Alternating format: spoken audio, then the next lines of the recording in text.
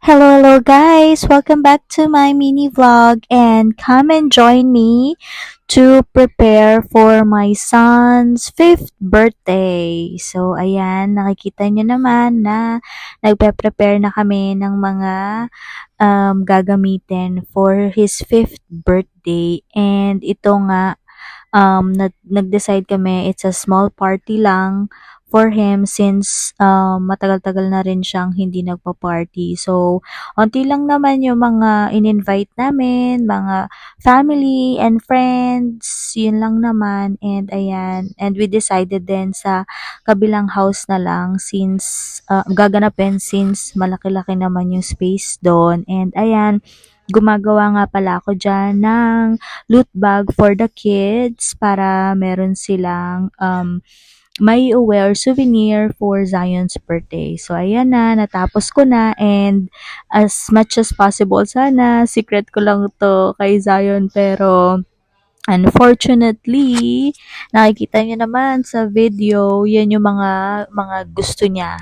Mostly favorites niya. And ayan, nakita niya na nga, nahuli niya na ako na gagawa ng loot bag. Pero buti na lang tapos na. So, ayun. And then after that, bumili lang ako ng mga iba pang gagamitin niya for mga toys ng mga bata habang nagse-celebrate kami yung mga bata dito sa backyard na naglalaro. So, yan, gabi na nga pala niyan. And nililinis ko lang din yung mga tables and chairs na gagamitin. And also, late na ako natapos yan kasi gumawa pa ako ng buko pandan. So, makikita nyo naman, medyo marami-rami siya, pero yan, naubos naman. And sabi nila, masarap naman daw. And after no, natulog na ako and kinabukasan, ayan, nakikita nyo na nag-aayos-ayos na ako. Umuwi pala muna kami yan sa bahay kasi andun pa lahat yung mga gamit namin. And after nun, pumunta na rin kami sa kabila para makapag-finalize din ng mga gagamitin namin. So, ayan yung mga nabili ko for the kids. And also, syempre, habang naghihintay, nag-picture-picture na muna kami ni Zion kasi para okay pa siya. So, ayun, while waiting for the food, yan, dumating na rin yung in-order naming lechon. Thank you nga pala sa its sponsor. Si Sir. Sponsor ni Sir ang lechon.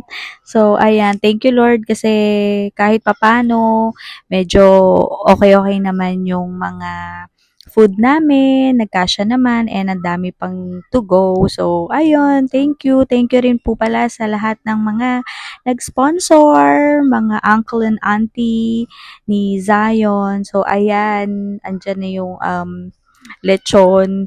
Iniisip na namin kung paano niya yan hihiwain. So, ayan. Thank you, Lord. Salamat, Lord, kasi yun.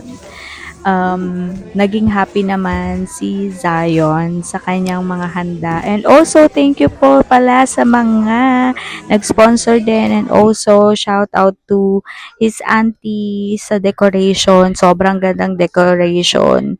So, ayan. Dumating na rin yung mga friends namin, mga nauna na and ready to eat na rin. Syempre, hindi na din natin pwedeng kalimutan ang pagpe-pray kay Lord for thankful for his life and 5 years of existence. So, yun lang.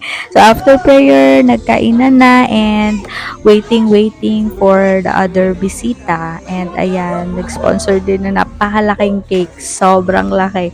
Hindi namin alam kung paano na yan naubos. Pero, yun lang. Sobrang happy and yun, see you in part 2!